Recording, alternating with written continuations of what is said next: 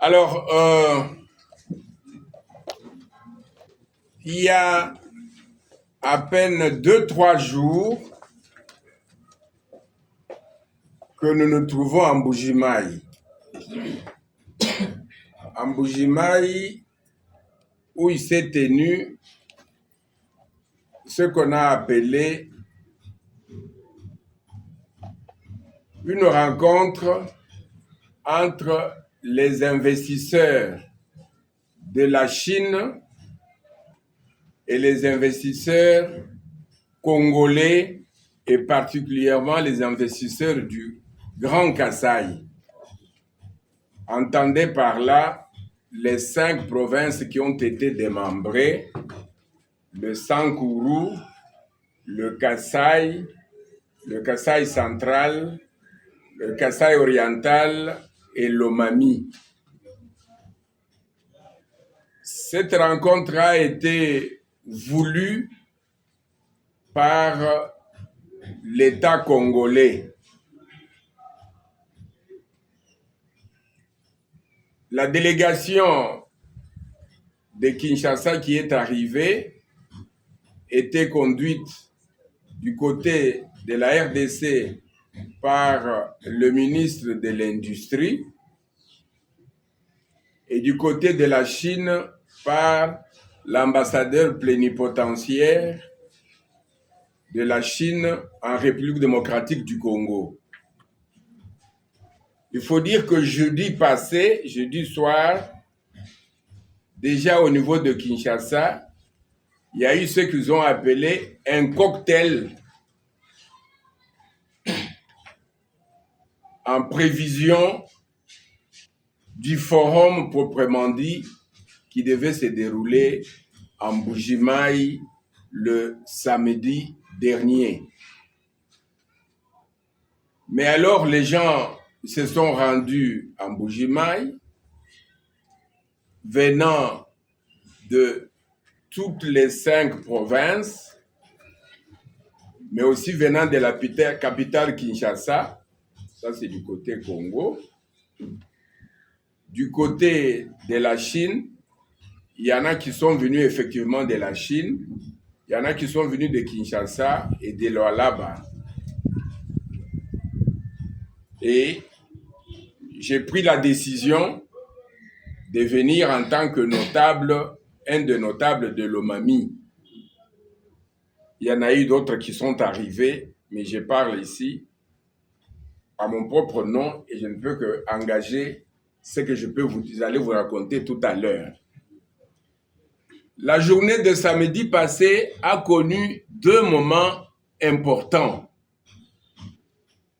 Le premier moment fort, c'est la pose de la première pierre pour la construction de la cimenterie de Katanda,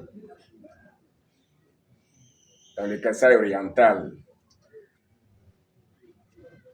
La manifestation s'est tenue à Kabwe, pour ceux qui connaissent bien le village de Kabwe. Kabwe est dans les territoires de Katanda. Les organisateurs n'ont pas voulu aller à Katanda à cause de la distance, il me semble bien. Mais ils ont organisé, lorsque vous quittez Mbuji-Mayi, vous dépassez le grand pont sur la Mbuji-Mayi, vous faites comme si vous alliez à Mweneditu, vous laissez la route à gauche qui va vers Chilenge, et quelques 2-3 kilomètres plus loin à droite, c'est là que le podium avait été organisé. Et c'était très bien fait. La pose de la première pierre a été faite de la manière chinoise. C'était un cercle de terre avec des pelles dedans, une vingtaine de pelles. Les notables qui étaient sur place, les autorités ont été invitées et chacun a dû prendre la pelle et a bougé le sable vers l'intérieur. Et voilà, qu'est-ce qui a été dit? Ce qui a été dit, c'est que il y a une société chinoise nommée West International Holding Kasai Cement. C'est donc un holding. C'est donc un ensemble de sociétés qui se sont mises ensemble pour pouvoir exploiter la cimenterie de Katanga. Première année, nous pouvons par exemple commencer avec 500 hectares. Lorsque nous maîtrisons le système, la deuxième année, nous allons avec 1500 hectares. La troisième année, avec 4000, ainsi de suite.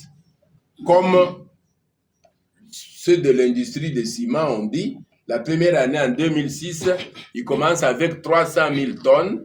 Et après, ils vont tendre vers la croisière, comme on a dit, la visite de croisière, qui va être de 1 200 000 tonnes.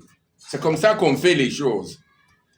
Et moi, j'ai personnellement promis de les mettre en contact avec l'ambassadeur de Chine, de manière à pouvoir commencer le dialogue. Nous avons compris que l'ambassadeur de Chine lui-même va déjà demain, mardi, mercredi en Chine pour devancer la délégation congolaise qui va là-bas et que d'ici vers le 10, il sera rentré à Kinshasa. Je me suis permis de le contacter rapidement au téléphone, de lui dire ce qu'on était en train de faire avec les gouverneurs. Il était très content et il a dit que dès qu'il revient, eh bien, il va nous contacter pour que les 5 provinces, les 5 gouverneurs montent à Kinshasa avec des dossiers. Et nous avons demandé aux gouverneurs de contacter des professionnels, pas aller avec de la littérature inutile, de contacter des professionnels pour y aller avec des plans bancables, des plans réalistes et réalisables. Et ils sont d'accord. Et moi, quand j'ai quitté Mboujima hier aux environs de midi, j'avais demandé aussi au téléphone que l'ambassadeur m'envoie par WhatsApp son discours. Il me l'a envoyé. Si les journalistes veulent l'avoir ou la société civile, je l'ai ici, je peux vous les donner. Et vous comprendrez un peu comment il a tracé les choses, lui, l'ambassadeur. Et l'ambassadeur a dit qu'il était prêt réellement, qu'il était très content à recevoir les 5 gouverneurs à Kinshasa et à se mettre autour de la table avec les investisseurs potentiels et amorcer la discussion. Et c'est hier soir que j'ai appris que les gouverneurs, quand ils sont restés, ils ont eu l'occasion d'échanger avec l'ambassadeur, lequel ambassadeur a été content, a confirmé ce que je lui avais dit, et les gouverneurs également ont confirmé cela. Et ils ont même dit qu'ils commençaient déjà à préparer ce qu'ils appellent un cahier de charges, mais en fait, il s'agit d'un plan de travail. Un cahier de charges, c'est un peu trop une manière de dire les choses. Un plan de travail. Un plan de travail, d'abord un plan de travail de chaque province, et puis un plan de travail commun. Il y a des points communs entre les provinces. Par exemple, les routes sont des points communs. Par exemple, les voies fluviales, ce sont des points communs. Par exemple, des barrages, ça peut relier 2 provinces, pourquoi pas. Si jamais Kafumu arrive à donner du courant, même le Kasaï oriental pourrait également avoir du courant, pourquoi pas. C'est une manière de dire les choses. Et alors, j'ai poursuivi mon séjour. J'ai quitté le Kasaï oriental. Je suis venu dans l'Omami hier. Je me suis arrêté au niveau du bac de Kanampumbi. Je devais voir comment avancent les travaux. Je vous rappelle que j'avais pris contact avec l'office de route en son temps pour l'érection de ces bacs-là. Les populations des 2 rives, et de l'autre côté, Kanampumbi, Benakankolongo, ils avaient demandé que ce bac fonctionne à ce niveau-là, étant donné les difficultés de passage par Katanda, avec chaque fois de l'insécurité. Savoir ce qu'il y a au juste au niveau de la régie des eaux. Au niveau de la régie des eaux, vous savez que Ngandajika a une faveur assez spéciale. Les gens trouvent de l'eau à 50 francs le bidon ou le bassin. À Mbujima et à Kabinda, à Mwenedi, tout c'est dans les 200-250 francs. Ce sont des efforts qui sont faits. On nous a fait voir que le moteur n'arrivait pas à couvrir toute la cité d'Ngandajika. Nous avons également fait un plaidoyer auprès de la direction générale de la régie des eaux. C'était pas facile. Ils ont finalement accepté d'acheter un moteur, mais ils ont pris d'abord le groupe qui était destiné à Lusambo, qui se trouvait à Mbujimai. Mais ce groupe est arrivé ici, dans les délais qui avaient été investis. Malheureusement, il s'est avéré que le groupe ait des capacités moindres par rapport à la cité d'Ngandajika. La direction générale a dit l'ordre formel a été donné d'acheter un groupe adapté et ce groupe va être acheté et acheminé au niveau de Ngandajika. À l'heure qu'il est, le chef du centre d'ici, il est à Kinshasa, sûrement dans les tractations, de voir ce qu'il faut pouvoir amener comme moteur ici. Je devrais aussi comprendre les difficultés éventuelles de ceux-mêmes qui bénéficient de l'eau. Est-ce que ça marche totalement ou ça ne marche pas totalement? Du côté des travaux de la route, je dois dire personnellement que je suis satisfait des explications qui m'ont été données par le chef de brigade. J'en profite pour le féliciter. Il vient d'être nommé directeur technique, donc il vient d'avoir une promotion au niveau de la province. Donc il est pratiquement un des bras droits, si pas l'adjoint, du directeur provincial de l'office de route. Et donc, il m'a donné des explications. J'ai visité le grand collecteur d'après leurs études. Le grand est bienvenu. On peut te donner une chaise là. J'ai visité également le grand collecteur qui est préparé ici. Vous avez tous vu. Ça a beaucoup consommé. Je suis allé jusqu'au niveau du marché pour voir comment ils vont respecter la largeur de la route.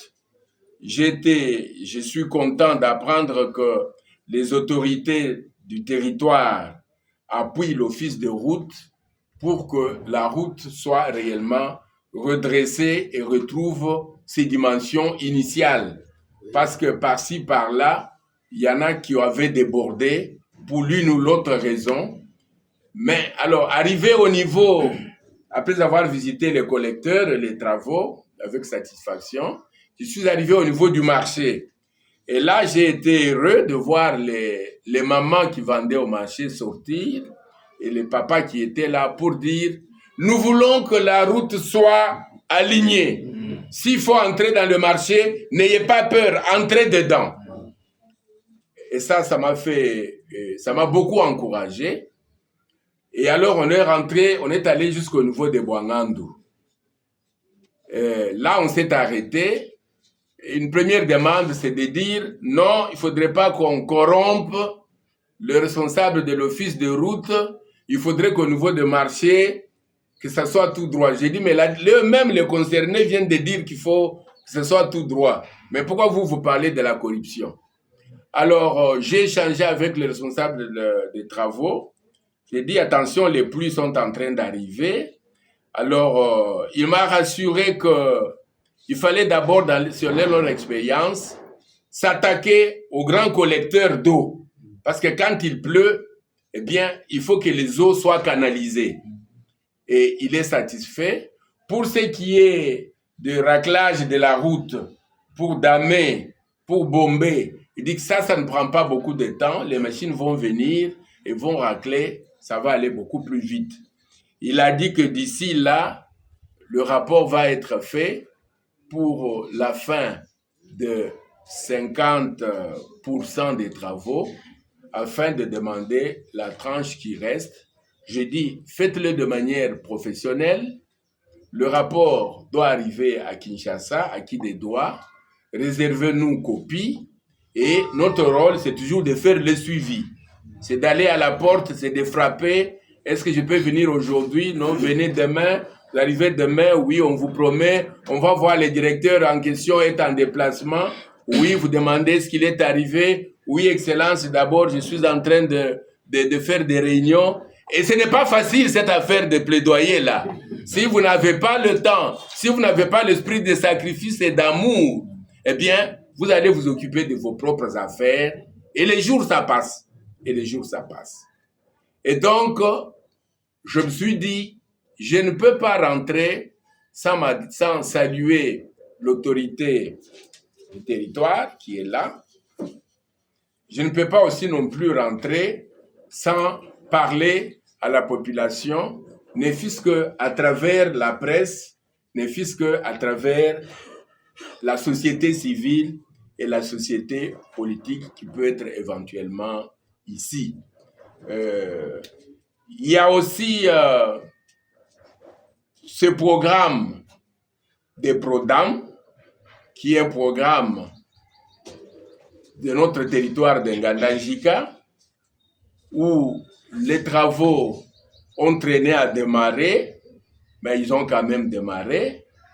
Vous avez vu l'arrivée de véhicules.